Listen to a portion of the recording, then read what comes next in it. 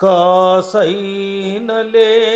శుష్క ప్రియంబు వలన సంతోషముందడాచార్యుడైనా హెచ్చుగా దయయుంచి ఏమి బెట్టకయున్న భయభక్తులుంచదు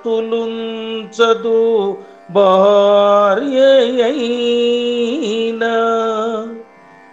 విద్య బుద్ధులు చెప్పి విత్తముంచకయున్న మమత నిల్పడు సత్కుమారుడైనా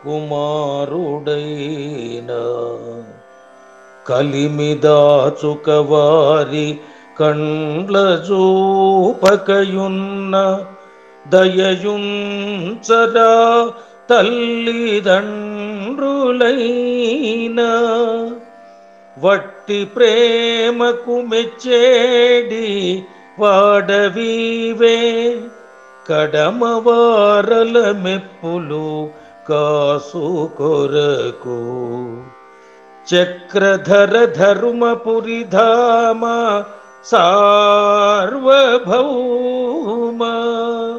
నరహరి భక్తజనకల్ప నాగతల్ప ఆ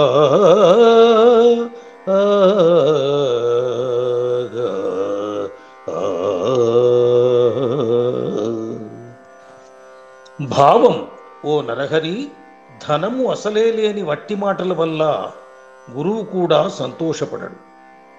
బాగా ప్రేమతో ఉన్నా ఏమీ ఇవ్వకుంటే భార్యకు కూడా భయభక్తులు ఉండవు. బాగా చదువు చెప్పించి చేతిలో డబ్బు పెట్టకపోతే కొడుకు కూడా ప్రేమతో చూడడు. ధనాన్ని దాచుకొని కళ్లకు చూపించకపోతే తల్లిదండ్రులు కూడా దయతో చూడరు.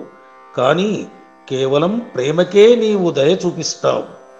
మిగతా అందరి ప్రేమలు మాత్రం డబ్బు కోసమే అంటూ నరసింహస్వామి డబ్బులకు లొంగేవాడు కాదని, కేవలం భక్తికి వశమవుతాడని ఉదాహరణ పూర్వకంగా నిర్మోహమాటంగా చెప్తాడు శేషప్ప.